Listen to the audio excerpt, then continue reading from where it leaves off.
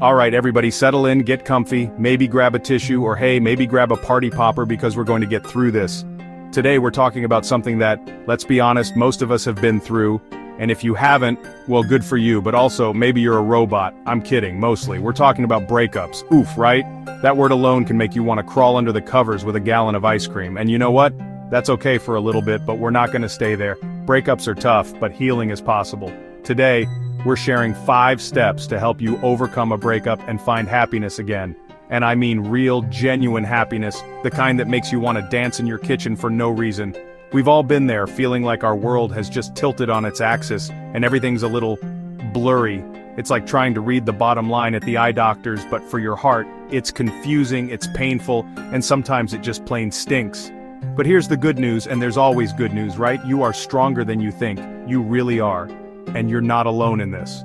We're gonna walk through this together step by step, and I promise, by the end of this, you'll feel a little lighter, a little brighter, and a lot more hopeful. So take a deep breath. Are you ready? Because I am. Let's do this. Okay, first things first, and this one is so important. You have to acknowledge your feelings, all of them. The sad ones, the angry ones, the confused ones, the "why did I ever wear that outfit on our third date?" ones. Every single feeling is valid, and you need to give yourself permission to feel them. Don't try to bottle them up or pretend you're totally fine if you're not. That's like trying to hold a beach ball underwater. Eventually it's going to pop up, probably when you least expect it, and smack you right in the face. And nobody wants that, right? So let it out. Cry if you need to cry. I mean, have a good, ugly cry. The kind where you need a whole box of tissues and maybe a snack afterwards. It's okay to grieve the loss of the relationship, the future you imagined, even the loss of your favorite side of the bed. Grieving is a process, not a race. There's no gold medal for fastest mover honor. Think of it like the weather. Some days it's going to be stormy, really pouring down, and you just want to stay inside. Other days the sun might peek through and things will feel a little easier. Allow yourself to experience all of it. Don't judge your emotions. Just observe them. Understand they're there for a reason, and know that, like the weather, they will change. It's part of being human, and being human is a pretty wonderful thing. Even when it's tough. Understanding that it's okay to feel sad or mad or like you want to listen to that one really depressing song on repeat for 3 days straight, that's step 1. It's about being honest with yourself. You wouldn't tell a friend to just get over it 2 days after a breakup, would you? Of course not. You'd offer them kindness, patience, and probably a shoulder to cry on. So, extend that same compassion to yourself. You deserve it. You're processing something big, and that takes time and a whole lot of self-kindness. Remember, feeling deeply means you loved deeply, and that's a beautiful thing. Alright, so you're feeling your feelings, that's huge. Seriously, give yourself a little pat on the back for that. Now, what's next? Well, you don't have to go through this alone. In fact, please don't. This is where your support system comes in. Your friends, your family, maybe even that really nice barista who always remembers your order. Lean on them, reach out, let them know you're having a tough time. You'd be surprised how many people want to be there for you, to offer a listening ear, a comforting hug, or just a distraction when you need it most. It's like having your own personal cheerleading squad, but instead of pom-poms they have tissues and maybe some good advice, or at least a willingness to watch bad TV with you. These are the people who love you for you, the ones who knew you before and will know you after. They can provide so much comfort and perspective. Sometimes just talking about what you're going through can make the burden feel a little lighter. It's like when you're trying to carry too many groceries and someone offers to take a bag. Suddenly, it's not so overwhelming. Your friends and family can be those bag carriers for your heart. They can remind you of how amazing you are, especially when you're finding it hard to see it yourself. They've seen you at your best, and they'll help you get back there. And don't be afraid to ask for what you need. Sometimes people want to help but don't know how, so tell them. Maybe you need someone to just sit with you in silence, maybe you need a friend to drag you out of the house for a walk, even if you protest. Or maybe you just need someone to send you funny animal videos. Whatever it is, communicate. Your true friends will understand, and will be more than happy to show up for you.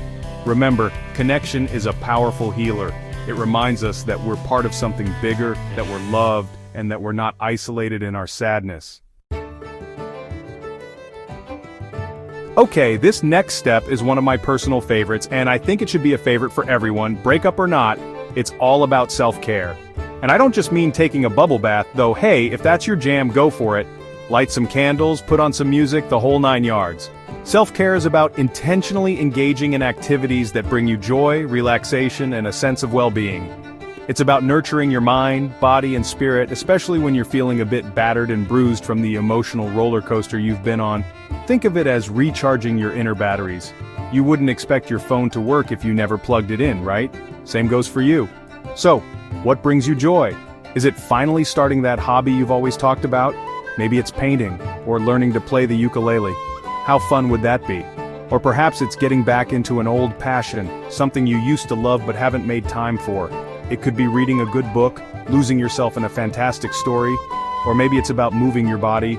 Exercise is such a great way to release stress and boost those feel-good endorphins. It doesn't have to be a marathon, it could be a dance class, a walk in nature, or just putting on your favorite song and dancing around your living room like nobody's watching. Because who cares if they are? You're dancing for you. Self-care is crucial, not selfish. It's about recognizing that you deserve to feel good, and actively taking steps to make that happen. It can be as simple as making sure you're eating nutritious food that makes you feel energized, or getting enough sleep so you can face the day feeling rested. Or maybe it's treating yourself to something small that makes you smile, like a fancy coffee or a new plant. The point is to listen to what you need and give it to yourself, kindly and without guilt. This is your time to focus on you, to rediscover what makes you happy, and to fill your own cup, because when your cup is full, you'll have so much more to give, to yourself and eventually, to the world. Alright, you're acknowledging your feelings, you're leaning on your wonderful support system, and you're treating yourself like the queen or king you are with some A+ self-care. Fantastic. Now let's talk about redirecting some of that energy. When a relationship ends, it can feel like a big part of your life, your routine, and even your identity has shifted, and while that can be unsettling, it also opens up a space. A space for what, you ask? A space for new goals, new dreams, and new adventures. This is about looking forward and channeling your energy into something positive and empowering. Setting and achieving new goals, no matter how big or small, can give you an incredible sense of purpose and accomplishment. Think about something you've always wanted to do, or learn, or achieve. Maybe it's a fitness goal, like running a 5K, you can totally do that. Or perhaps it's a career goal, like taking that online course to learn a new skill, or finally starting that side project you've been dreaming about. It could even be something personal, like volunteering for a cause you care about, or planning a solo trip to a place you've always wanted to visit. The world is your oyster, as they say. And oysters sometimes have pearls, so that's a good thing. This isn't about distracting yourself from the pain, not entirely. It's about building a new, fulfilling life for yourself, one that excites you and makes you proud. When you focus on these new aspirations, you start to create positive momentum. Each small step you take towards your goal is a victory, a reminder of your strength and capability. It shifts your focus from what was lost to what can be gained from the past to the future. And you know what? That future is looking pretty bright. So, grab a notebook, brainstorm some ideas, and get excited about all the amazing things you're gonna do. This is your chapter. Write a good one. Now, we've talked about some really important steps, and for many people, working through these can make a huge difference. But sometimes, even with the best friends, the most relaxing bubble baths, and exciting new goals, the sadness or confusion can feel overwhelming. And that is completely 100% okay. If you're struggling to cope, if the feelings are too intense or they're just not lifting, please consider seeking professional help. Talking to a therapist is not a sign of weakness, it's a sign of incredible strength. It means you're taking your well-being seriously, and you're willing to get the support you need. Think of it this way. If you had a really bad toothache that wouldn't go away, you'd go to a dentist, right?